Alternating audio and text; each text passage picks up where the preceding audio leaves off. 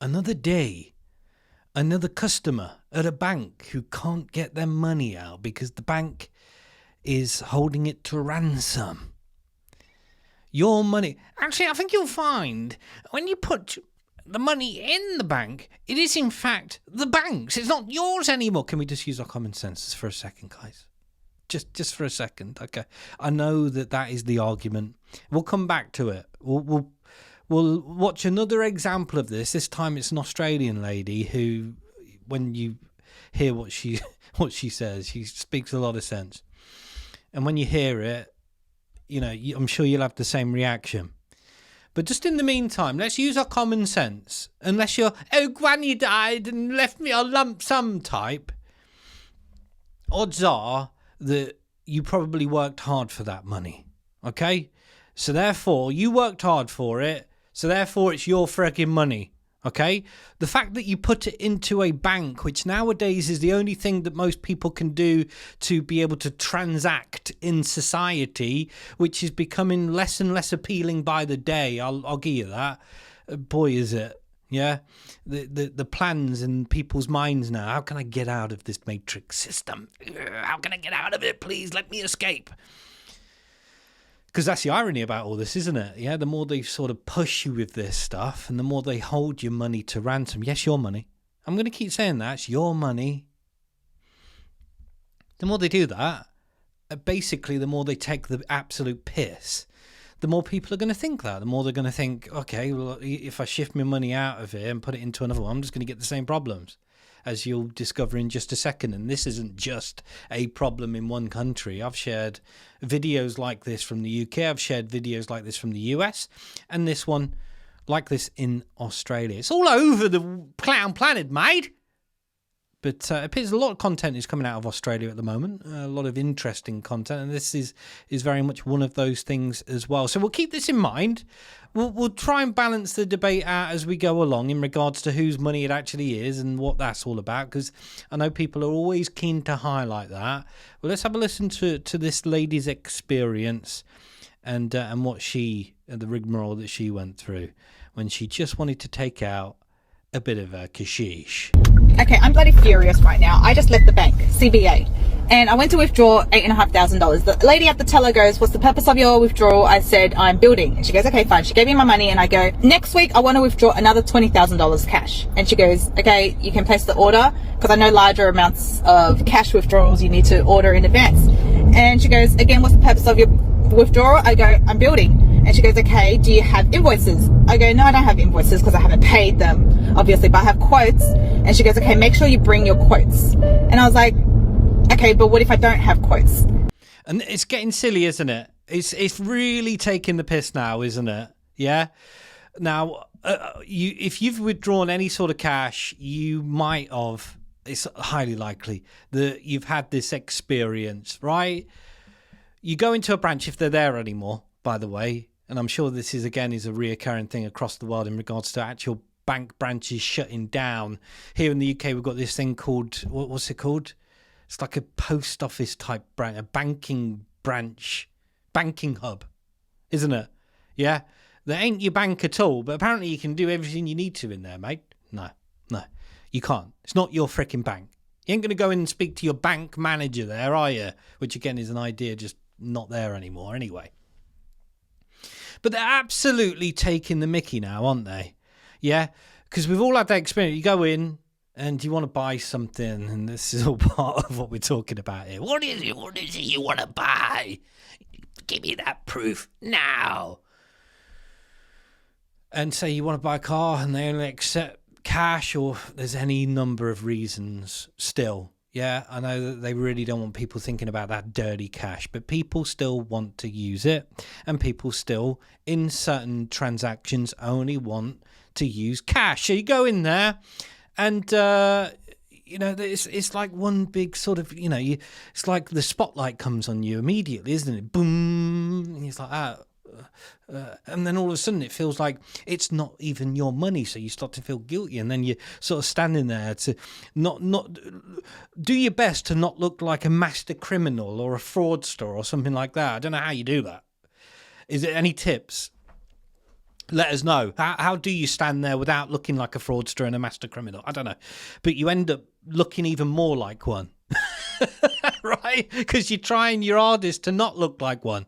So you end up looking like one even though you're not. And you're sort of standing there like, yeah. And then, this spotlight shone on you. Anyway, this lady's experience. Keep listening. And she goes, then you won't be able to withdraw your money. She basically said, you have to give us proof or a reason. I go, I've given you a reason. I'm building and I like to pay my tradies in cash. And she goes, yeah, that's not good enough. We need proof. I go, okay, hang on a minute. What if I just want to withdraw $10,000 to go to the casino tomorrow night? Good point. Yeah, what if you just want to do that? And just have a great night, go to a fine dining restaurant, buy myself It's your money, right? Louboutins and a Chanel bag. And, spend all my money, gamble it away. Okay, it's my money. I can do whatever I want. And then she looks at the lady next to her at the teller, and then that lady, she steps in and she goes, we wouldn't be able to give you $10,000 if you were going to the casino. And it's like they're literally making it up as they go along now, isn't it? Yeah, look to their colleague. What do I do here then, mate? And the colleague's like, well, Karen wig goes on and she strolls across. They've always got an answer, ain't they? Because if it ain't them, it's their colleague that's always got the answer. Our policy is, mate, that you're not going to be able to do that. I go, why not? And she goes, there's a lot of scams out there and we just need to protect you from being reckless. And there it is right there. Always for your safety. I was just dumbfounded. I was like, excuse me? I go, it's my money. I can flush it down the toilet if I like. I go, so what's the limit? What's the maximum I can withdraw without proof and without invoices or whatever? And she goes, well, you can withdraw $2,000 at the ATM and $2,000 at a teller. So maximum $4,000 a day, no questions asked. I go, so anything over $4,000, they need a reason. I go, well, I've given you a reason. I'm building. And she goes, yeah, but if that large amount of money, $20,000, we're going to need invoices or quotes or proof. I go, well, what if I just want to buy a Rolex? And she goes, well, we need the invoice. I go, well, the freaking Rolex is not going to give me an invoice. Exactly. You want to buy something for yourself, do you? What, with your money? Well, you have to bring in the invoice then. Company ain't going to give you an invoice unless you bought it, right? I haven't purchased it. I was like, what? And she goes, and the guy behind me, he was just shaking his head. I was in disbelief. I was like, because I haven't withdrawn money from the bank in a long time, right? I've not had to use that much cash in a long time, so I haven't withdrawn any money.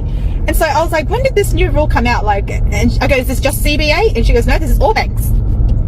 I mean, this is such a joke. Why are the banks holding our money hostage? It's our hard-earned money. Why do we have to give proof and evidence and receipts to access our own money? It's ridiculous. I'm about to change banks. I've been with CBA for over 20 years, and I'm so angry. So somebody tell me they know a bank that doesn't ask questions, because this is just invading our privacy. We can't spend our own hard-earned money. And will changing banks even solve anything? That's the question, isn't it? Because that's the whole point of this. If a bank isn't doing it yet, it's likely that they will be in the future. Because let's face it, the whole idea that these bastards want to achieve is the eradication of cash completely. So then you're at the mercy of everything that is digital. Right? So it won't even be a case. It won't even be an option or an argument for you anymore to be able to walk in a non-existent branch that ain't there anymore anyway to say about whether you can take out cash or not. They want to wipe that out completely. No branches, no banks down your high street, all digital. Because when it's all digital and it's just figures on a frickin' screen, the no is so much easier, isn't it? Imagine how far this could go as well. Imagine how far, not just the eradication of cash, but imagine how far it could go in relation to the rules and the demands and how little they allow you, and how that's all then linked with your digital IDs and your allowance and eventually your social credit and eventually your carbon credits. For some of us who can sort of see a little bit beyond the next couple of years, it gets very frustrating, doesn't it? Because, typically, the people in charge of this place, whatever you want to call it, this matrix, this system, Well, you follow the money, isn't it? Yeah. These are the people really making the decisions. Follow the money. And, well, this is what they're coming up with. Less and less for you, but it's my money. Look at the comments. I mean, you know, a lot of people are going to highlight some of the realities around whether it's your money or not, and rightly so. But it's your money, but it's going to be dwindled down and then linked with a bunch of stuff that you may or may not be able to do, consume, buy. It can only get worse from this point. It doesn't look like it's going to get better. Ta-ta.